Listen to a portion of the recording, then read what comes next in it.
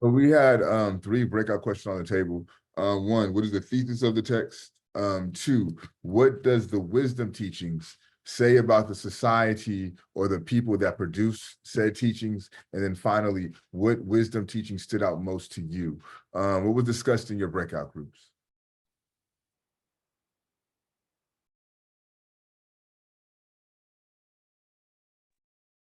In my group for the thesis, we talked about how all the wisdom teachings were kind of like just like a perspective of like yourself and how other people like perceive you. And then it's talking about like the morals and the characteristics and behaviors of like other people and yourself and how like that can like how your characteristics and stuff can impact others and how others can impact you. Thank you. Anyone else? Thesis for the text? Kind of just to go based off of what Taylor said, we kind of said the same thing about the teachings. Like, if it seems like they were worried about like their personality and how they perceive themselves to other people and treat others, which kind of made everything else fall into place. That way, everything else could go smoothly. Whereas, like, where now, like, people can just be, um, like, for lack of a better word, jerks, and then like everything just falls apart. Thank you. So what does the wisdom teachings say about the society, about the ancient Kemetic society that produced these teachings? What are some of the values of the society? What are some of the things that they prioritize? What was discussed in your breakout groups?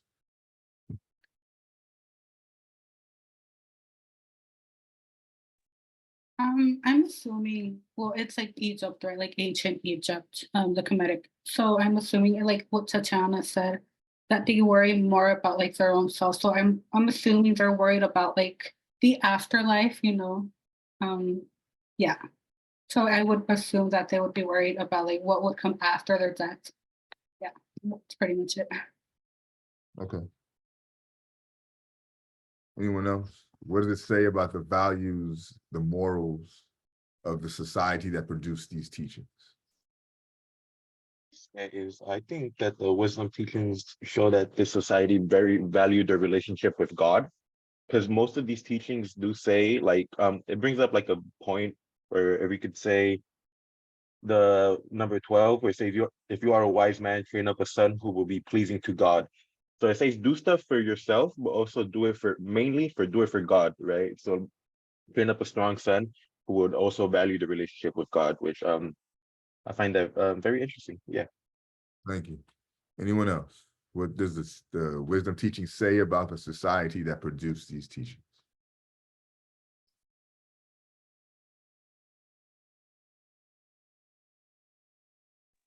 I would say that this society values like honesty, truth, righteousness, and for example, like in number 6, it says, "Do not scheme against people," and then it talks about like self control and then greed and stuff like that. Self-control. Perfect. Thank you. Okay. What were some of your favorite wisdom teachings? Not too deep, just based off of what you read. Which wisdom teachings stood out to you the most or resonated with you? For me, I would say do not be like proud and arrogant with your knowledge, because with knowledge can only go and take you so far, as that as a human being you're going to continue learning until like the day you die. So never be too arrogant and be open to growth and improvement for yourself. Perfect. Thank you. One of them that stood out to me was the one about trust, number 14.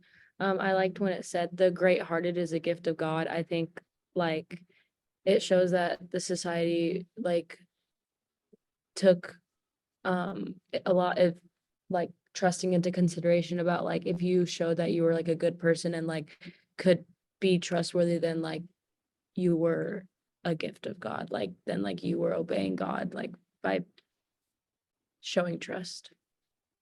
Perfect. Let's get one more. What was one of your favorite wisdom teachings? My favorite one was 18. If you want friendship to endure in the house that you enter, the house of a master, of a brother, or a friend, then in whatever place you enter, beware of approaching the women there. Mostly because I cherish friendships and relationship with the people I meet. Okay, cool. So, all right, so let's get into it. This is a image of the text that we read. It's very small, so it's a pamphlet. So you're able to kind of read the majority of it in its entirety. It's the Teaching of Ptahhotep, the oldest book in the world. And they argue quite literally that this is the oldest book of wisdom teachings. So let's get into that. And I'll kind of point out to how he authorizes how this is the oldest book in the world. One of the things that comes important about this text is widely argued, right? That African culture and African society is predominantly an oral culture and an oral society, right? But what this text is able to do is to kind of like turn that notion on its head, because this is a written text. It cannot be a book and not be written, right? So the fact that this is the oldest book in the world destroys the notion that African people had no written history, right? Which you call the Meter Neter, or what you would know as the hieroglyphics, speaks to the fact that there was a written tradition within Africa, right? They wrote on the papyri, and they also wrote within the temple walls. Again, as I mentioned, Meter Neter, right? That's what we know as to be the hieroglyphics. The Meter Neter is Africa and the world's oldest recorded writing system. What's important about the Meter Neter is that there is no evidence of a developmental period. This writing system simply appears fully developed as it must have existed ages before either Kemet or Tasseti came into being. The existence of this writing alone is testimonial to the development of early civilization in the ancient Hapti Nile Valley. So what they're saying here is there's no evidence of a presence of it being developed. When this Neter Neter appears on the scene, it appears on the scene complete, right? So there's not, like, for example, like no beta stage, right? Where you're testing the shit out to see if it's going to work or not, right? When they see this language, it's already complete. So what they're telling you is that this language came into tact prior to Kemet and prior to what we know as Tasseti, right? No, we won't go into that. No, I won't read that either. Okay, here we go. So this is going to prove the fact of its ancientness and how old it is. The instructions of Ptahhotep were copied during the Middle Kingdom on papyri that are still preserved. Some Egyptologists believe that because the instructions were attributed to Ptahhotep, and because there was indeed an Old Kingdom sage by that name, and because Middle Kingdom writers attributed the sayings to that sage, who was said to have served under King Asa of the 5th dynasty, therefore, they should accept that the attribution in the absence of compelling evidence to the contrary. So what they're saying here, right? We know that there was a somebody by the name of Ptahhotep, right? He was an Old Kingdom sage, and he was around the 5th dynasty, and he served under King Asa. So this is what we know to be true, right? Then it tells you that there is no compelling evidence of the contrary, right? So we're going to believe this to be true because there's no evidence to say that it's false. Y'all with me? Okay. Even if it were Middle Kingdom material. So we'll say, you know what, fuck it. Even if we'll say it's Middle Kingdom, right? We'll give that to you. Even if it was Middle Kingdom material at an age of 12th dynasty, approximately 2000 BC, it would still be the oldest wisdom literature in the world. Given the 5th dynastic age, we can say that the instructions of Ptahhotep belong to a period approximately 2,500 years before Christ, right?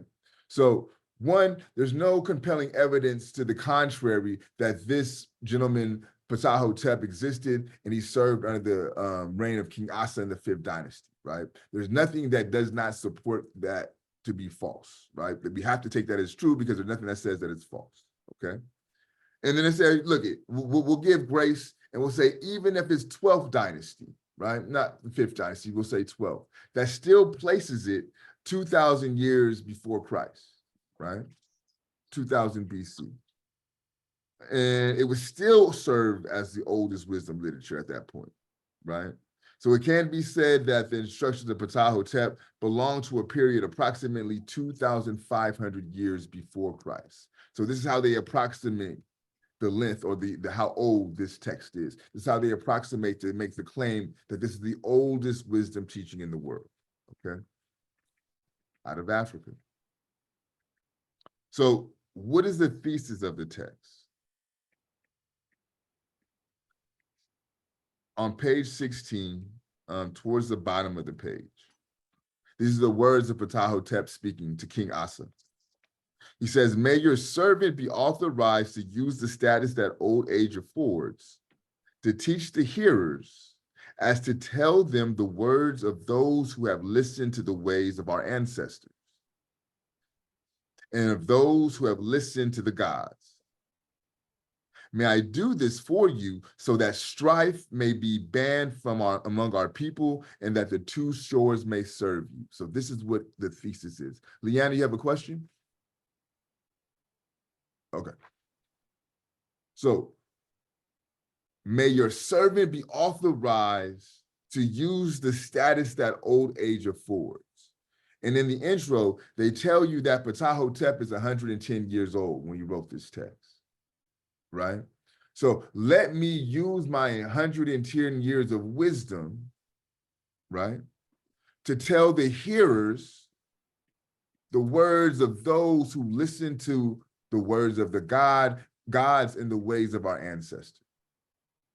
Let me use this 110 years of wisdom to tell these individuals these things so that strife may be banned from our land.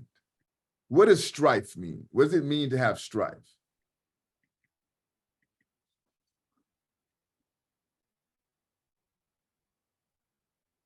What does it mean to have strife? Maybe like struggle or even destruction. Okay, struggle, destruction. We're dancing around it. I'll take that, but I think there's a more accurate way to articulate strife. Go ahead, Jay. Is it conflict? Conflict, yes. Beef, right? I don't like you, you don't like me, so we have confrontation, strife, right? So let me use my 110 years of wisdom to tell the individuals who are willing to listen the words of those who have listened to the ways of the gods and listened to the ways of our ancestors. The ways of the gods and the ways of our ancestors will allow strife to be eliminated from our land. You know, give me 1 second, I'm sorry.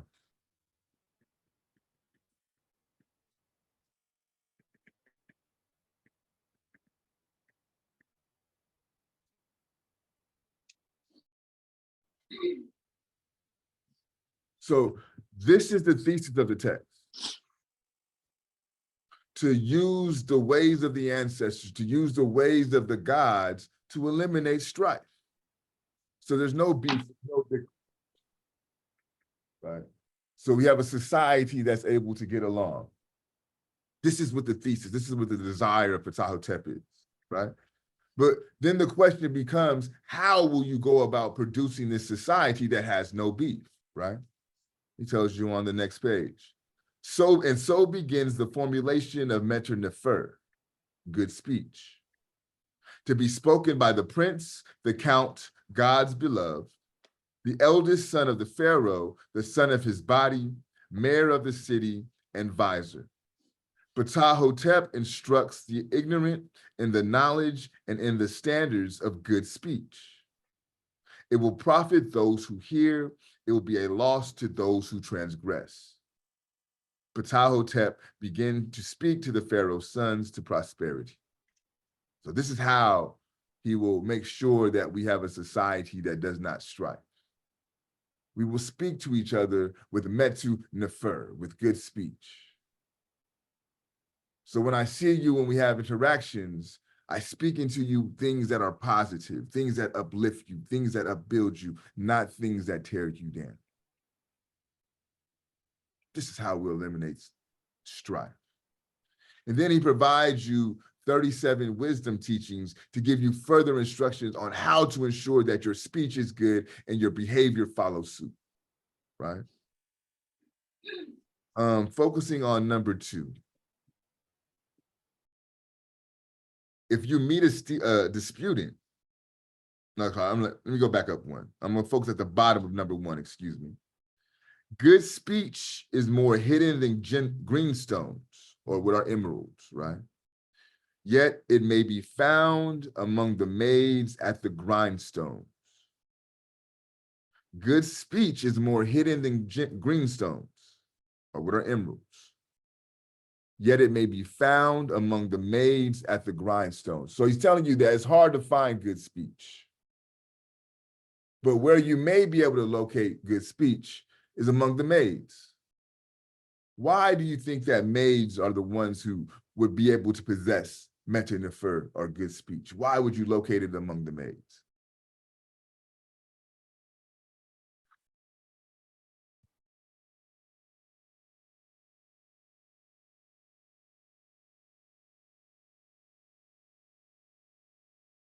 Further complicate this for you. Think about how he ends this, right? Who he tells to have good speech. And so begins the formulation of meta nefer, good speech, to be spoken by the prince, the count, God's beloved, the eldest son of the Pharaoh, the son of his body, mayor of the city, and vizier. This is who should be speaking good speech, right? Think about it. The prince, the mayor of the city, the vizier, the prince of the count, right? Are these people normal people or are they royalty? Royalty. The royalty, right? So he's telling you these are the people who should have good speech, right? Ptahhotep instructs the ignorant in the knowledge and in the standard of good speech. So the royalties are the ignorant who he feels need to know this good speech. But he tells you, though, the maids, they possess good speech. Why the maids? Why do you think maids will be the ones that possess good speech?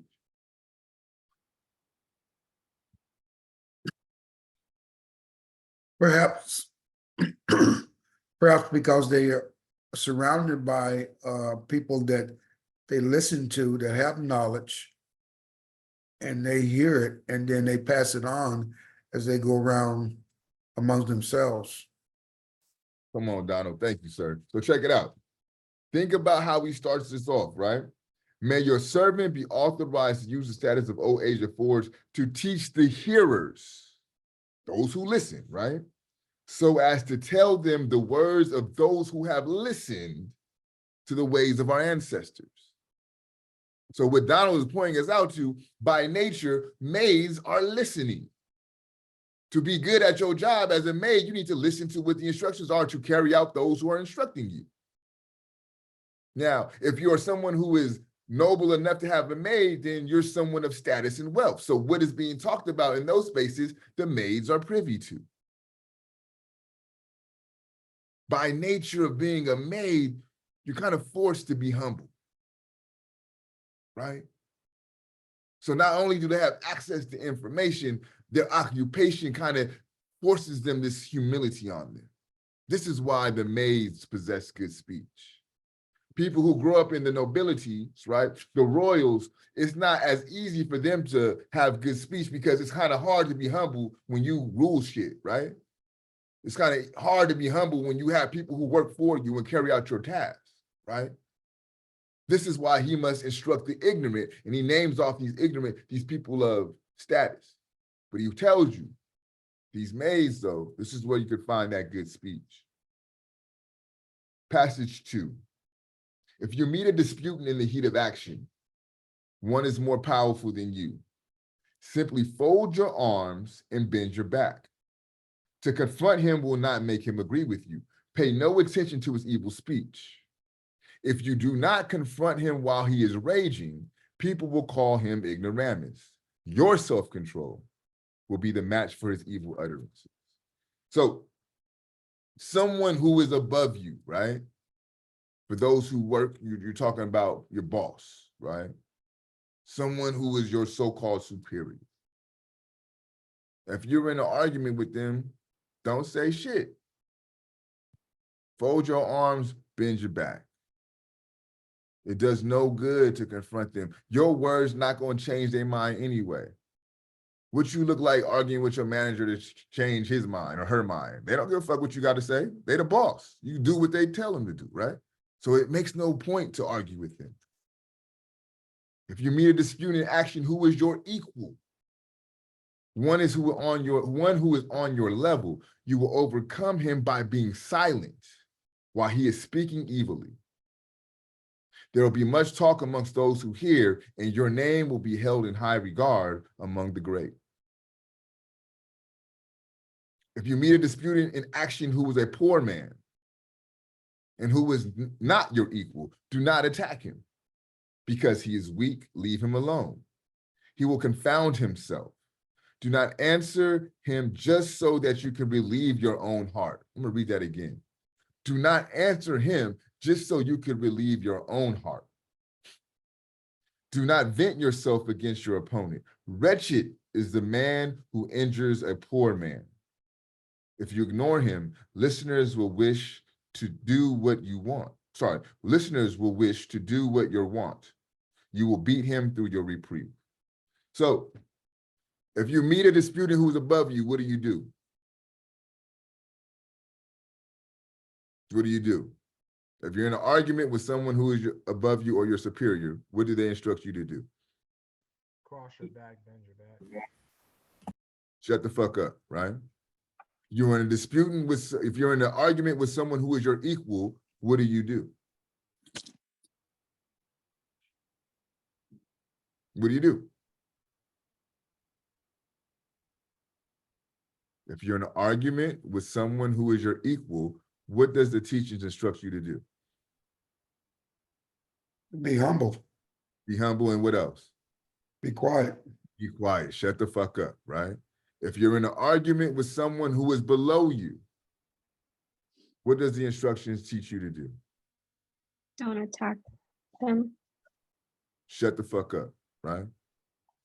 So if the idea is to create a society that does not engage in strife, and no matter who you argue with, be they above you, be they on your level, or be below you, you don't engage, then you're going to have what? A society that doesn't have strife.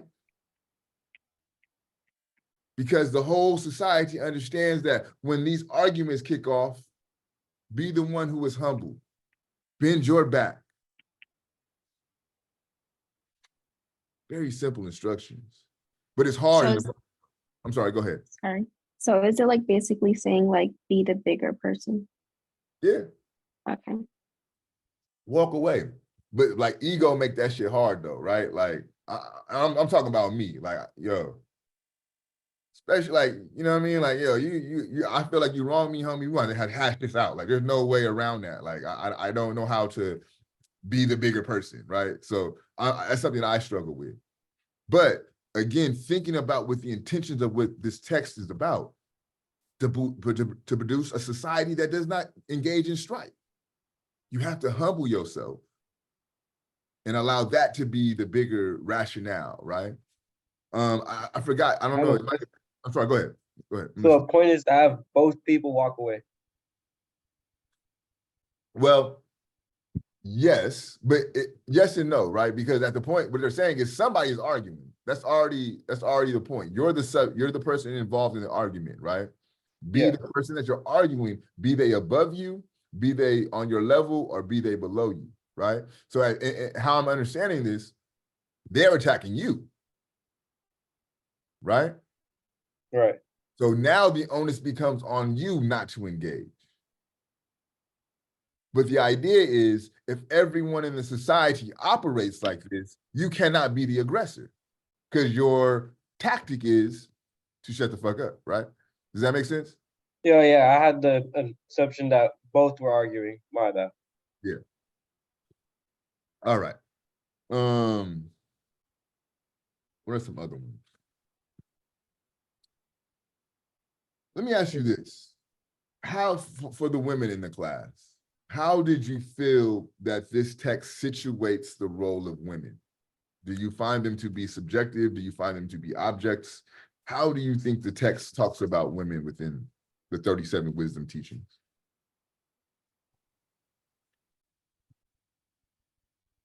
They're really unacknowledged in a way. They kind of don't always refer to them. There's this part where it says that the man should, when he's referring to the wife, that he should like feed her and then like have her like comfortable in the home, but it never like actually like refers like it never like gives her like any tips like for her. Yeah, it kind of always just refers to the man. Anyone else? Thoughts on the role of women within the text? So Gracia says they're kind of peripheral, right? They're on the outside, on the outskirts. Anyone else? And I think, I'm sorry, go ahead, Donald. Yeah, I didn't read the text here, but it's understood as man as first and woman as second. So they have their place in that society back there to kind of do their role and at the same time support. However, they're not to basically take the lead of any teacher or anything unless, you know, the circumstance permit. So the man is always the wiser and the woman is always the listener and the supporter of the man. And so it's real wisdom, because in the order of godliness, man first, woman second. Woman is a you know, a comforter and a, you know, to reproduce. However, she's not to be lead and deciding and going forward in that society back there. And it's a continuation of some of the societies today. Okay, so Don, a couple things, Don. I'm gonna give you grace because you gave us this preference of I didn't read the text. So we know that what your statement is grounded in is not the reading, right? So we grace from that standpoint. Don, if you don't mind me asking, what's your religious background, bro? You're on mute. No, I'm spiritual, but you know, Okay. history is probably Christianity or something like that. Yeah, and like, because what I'm hearing, like implicitly, you didn't say this, but like notions about who's first. I hear this very rudimentary rib type conversation, like the woman comes from the man's rib, and that's very much from a European Christian paradigm, right? Right. But ancient African standpoint, none of this moves without the Black woman, right? Like, Correct. all of us come from that portal that is the Black womb, right? So Yes. with that being said, when we're talking about leadership, the first teacher of anyone is the Black woman, right? So Correct. they sit on whatever pedestal of leadership that they can deserve to sit on. In fact, we started off our lecture last week on providing just appropriate space to talk about women leadership and how when women sit on the throne, when women sit as rulers, they're more respected, revered, and uncompromising and militaristic than most men, right? So African history, although I understand where you're coming from and what you're saying, but African history tells us a different story about the power and the role of women, right? I would put my vote of confidence and support behind the leadership of the African women behind any day, behind any other white man that we've had in front of us. You know what I'm saying? I think they have the capacity to bring us to a space of liberty, truth, and justice a lot more succinctly than who we've had in leadership historically. Does that make sense? Yes, that makes sense, because when a child is born, first love, first teacher is a woman.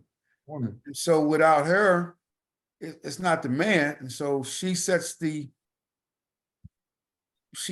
pace, or sort of say, or she sets the structure of everything. Absolutely. However, in the Western civilization, they don't tell that. Now, but what we call the Western civilization, in my estimation, Don, is ass backwards, right? So I'm not going to use that as my measure of what we should do. Isaac, I'm sorry, August, we'll jump to you and then we'll get back into the text. Go ahead, August. You know, it's like men are the protectors and like women are supposed to be like the gatherers type, order.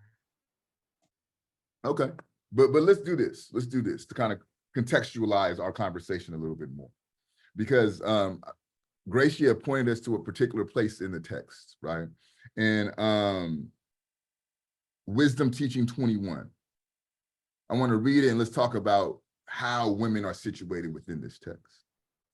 When you prosper and establish your home, love your wife with a door, then fill her belly and clothe her back. Caress her, give her ointments to soothe her body, fulfill her wishes for as long as you live. She is a fertile field for her husband. Do not be brutal. Good manners will influence her better than force. Do not contend with her in the courts. Keep her from the need to resort to outside powers. Her eye is her storm when she gazes. It is by such treatment that she will be compelled to stay in your house. One more time. When you prosper, so like when you get your cake up, when you get the bag, right?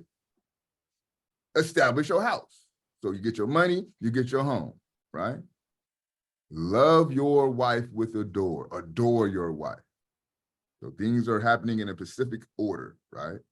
Get your cake, get your home, love your wife, all right? Then fill her belly and clothe her back. Make sure she has food, make sure she has clothes. Caress her, be tender. Give her ointments to soothe her body. Then perfumes and shit come up off of that, give those to her, right? Fulfill her wishes for as long as you live. Not for as long as she lives, for as long as you live, fulfill her wishes. She is a fertile field for her husband. Do not be brutal. Good manners will influence her better than force. Do not contend with her in the courts. We in California, you ain't gonna win that court battle no way. So don't even go that route, right? Keep her from the need to resort to outside powers. Keep her from the need to resort to outside powers. Her eyes is her storm when she gazes. It is by such treatment that she will be compelled to stay in your house. So the question becomes, does this subjectify women or does it objectify women? Does it make them objects? Are women giving agency within this passage? Talk back, what you think? This is the passage you're talking about, Gracia, correct? Yeah, so okay, now that you read it, yeah, obviously it would be like objectified.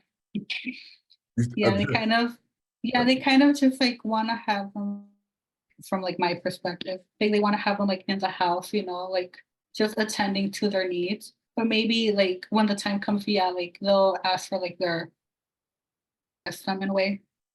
Okay. Anyone else Yeah. agree with that assessment of the reading?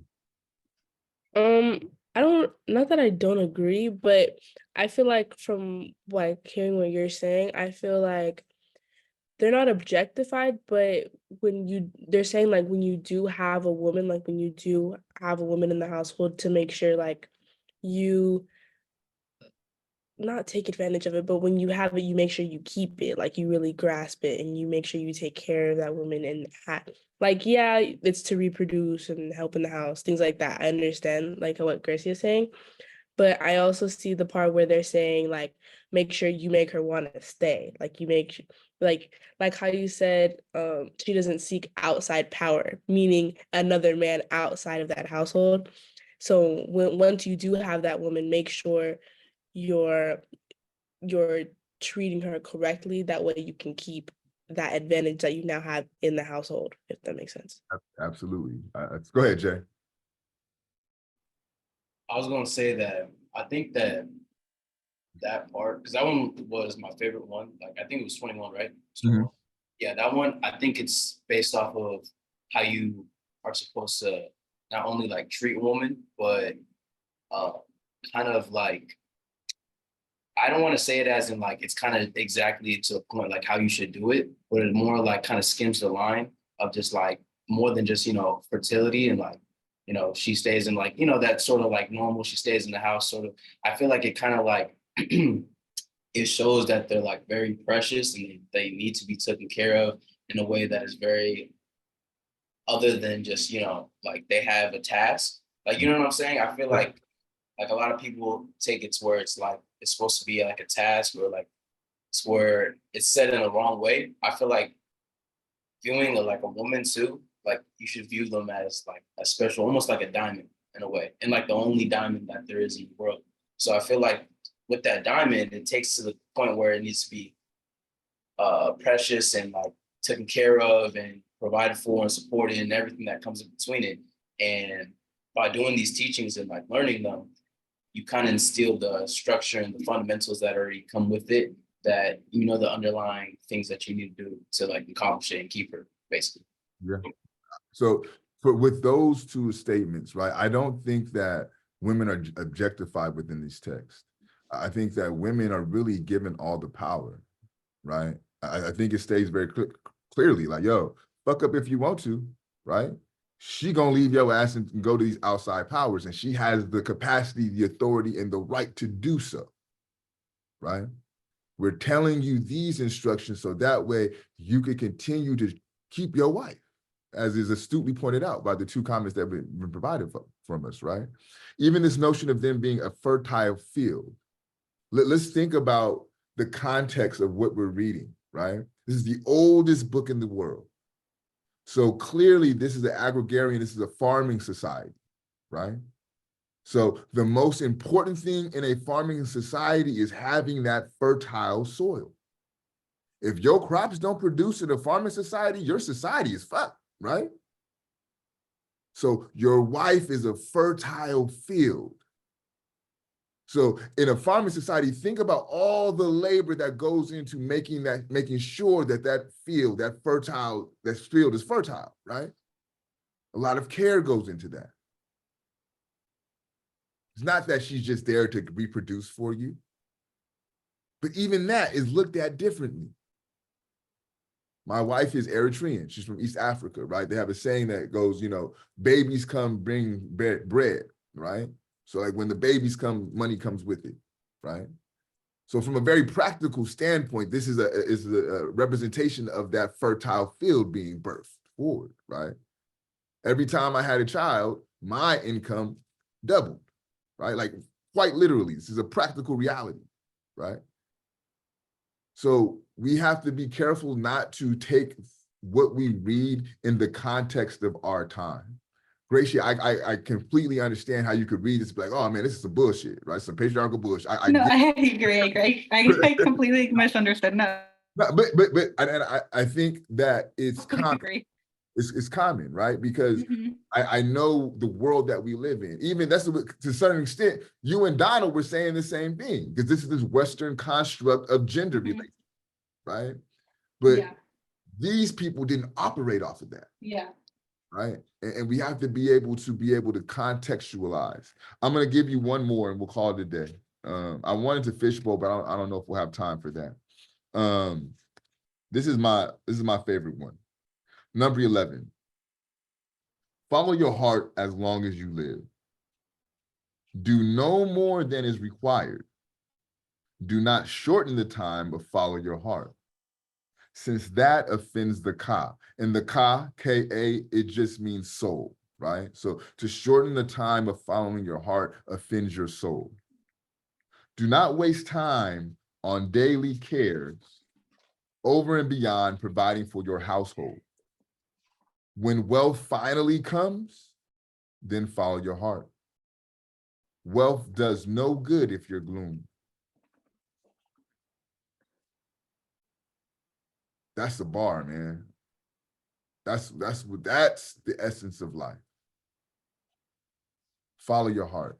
And I may have mentioned this, but I practice the West African spiritual tradition of the Akan, right? And we believe in this concept called the Okra, O-K-R-A, which is your soul. And it's the belief system that everyone has a soul, everyone has a personality. Within that soul, within that personality resides someone's purpose.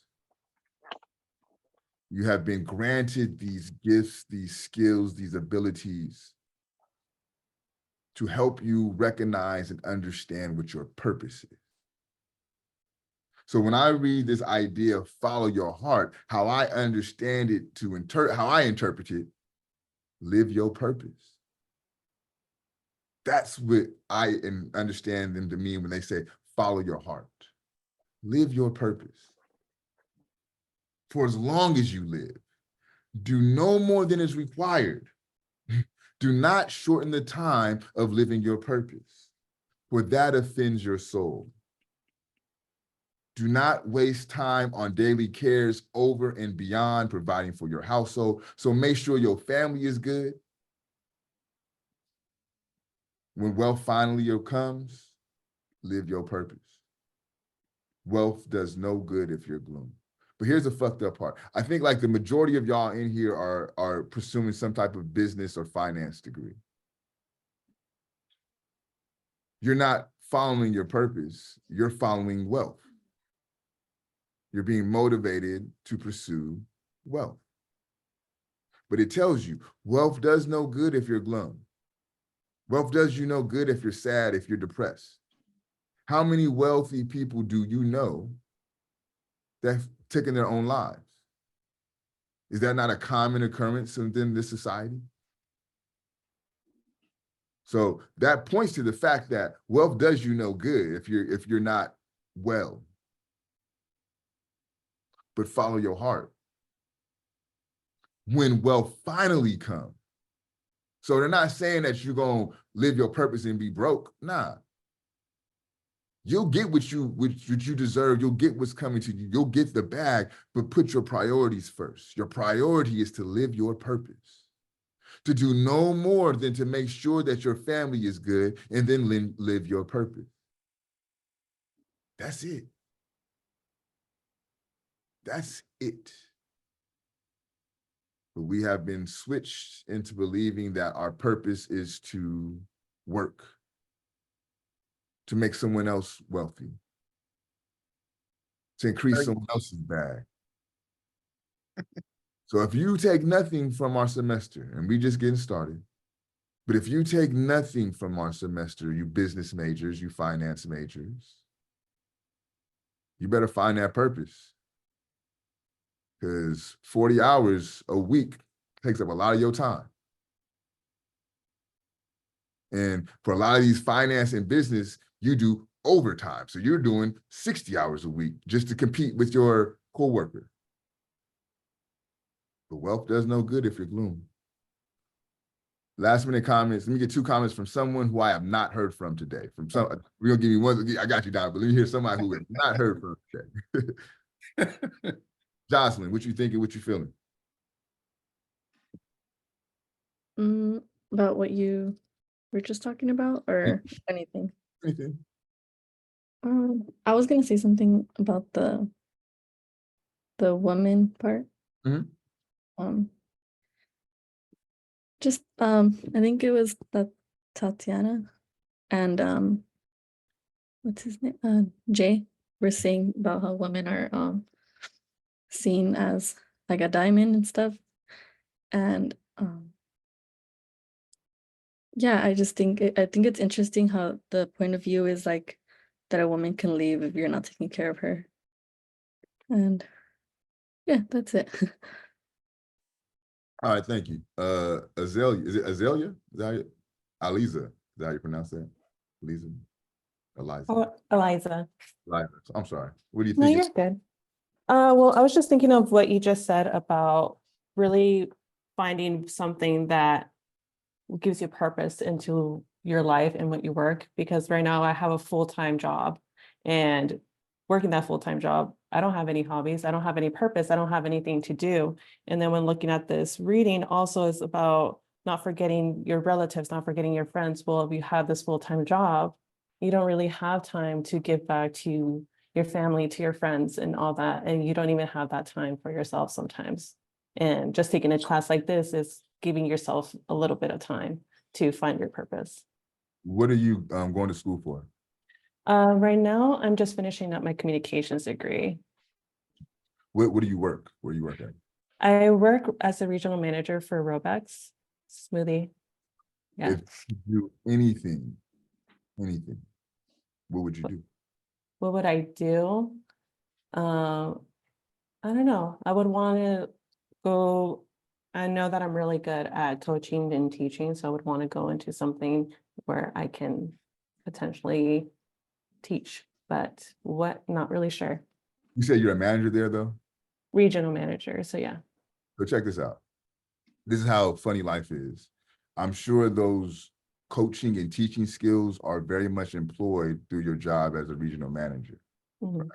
What you're doing is you're using the skills that you have been gifted to live your purpose and employing those skills to Roblox, or I'm sorry, where you say you work at? Robex. Yeah, they're getting all of the equity of your purpose. Mhm. What you have to start beginning to think about is how could you use those skills in a way that begins to fulfill your purpose. Yeah. And I think even in your articulation right now is very clear, teacher. And that manifests itself in various different ways. It does not necessarily mean like in a K through 12 classroom, right? Mhm. But that's, to me, speaking to a level and a layer of which you're placed on this planet to do, which is not to be an employee for them. Yeah. You know? So my push for you is to continue on the path of like figuring out how you could, in a way that's reasonable, right? Do no more than is required to take care of your household, but still live your purpose. Make sense? Yeah, makes sense. Thank you. Any last minute questions, comments, or concerns? Go ahead, Donald. Yeah, it's unfortunate that here in America, they do not, that people, regardless of race, are deceived into wealth or money or materialistic thing that makes a person and defines a person. And even in school, they're not taught to basically seek out your own purpose, until you reach an age or time where you've suffered, or somebody come along and say, hey, you're a good teacher, you're a good preacher, or whatever, especially at a young age. For example, Martin Luther King had a purpose. And so most people don't even think about that topic there of what is their purpose in life, and who am I, and what should I be, and how do I feel, and how do I look inside of myself to see what I feel like, what's spiritually, without eyes seeing, what is my mind telling me to be? What do I feel like I should be and develop? And so those kind of teaching and those kind of points leading to that, to get people to get on those thought patterns, that's not a pattern in America. And so your teaching here about this here is very a blessing to many people who has ears and never heard, because once they hear that thing about what is your purpose, it's not money comes with everything else. It's not money. It's your purpose of, for example, mine in rehabilitation service. So I'm here to help people and save lives and help people, or like get what they should be to survive. I care about people, love people. I don't have to know them. And so that is a purpose for me. Did God put it in me? Sure, he did. Do I know that? Sure. But did I know that early in my life? No. It took some time and some, and then you have to look within, and you have to talk to yourself, and you got to speak to your higher power. So yes, this is not something simple said in America and people get it. Yeah, well said, Don. Thank you. Go ahead. For Wednesday, are we going to be working on the same document or We'll or, continue our conversation about this reading on Wednesday as well. Starting next week, we'll have 2 separate readings per week. So we can pick this back up. What we'll do though is I'll touch on a few more other passages, and there'll be more about your thoughts and your conceptualization of the text, and we'll have our first fishbowl. Any other last minute questions for me? All right, y'all. Have a good rest of your day, and I will see you on Wednesday. Peace. thank you.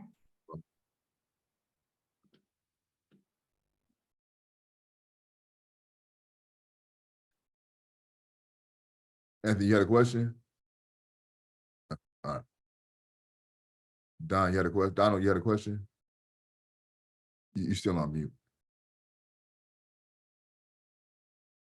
I said, no, where do you get that book from? Is that book assigned to us? Yes. So do you have access to Canvas? Yes. Okay, so they're all posted on Canvas. So under week 1, you'll have 2 separate PDFs for this reading. Okay. Just read that and come ready to discuss it on Wednesday. And then for next week, you'll see under week 2 on Canvas, you'll see the readings for week 2. Okay. Thank you, sir. Thank you, Don. You have a good one, man. Okay, you too.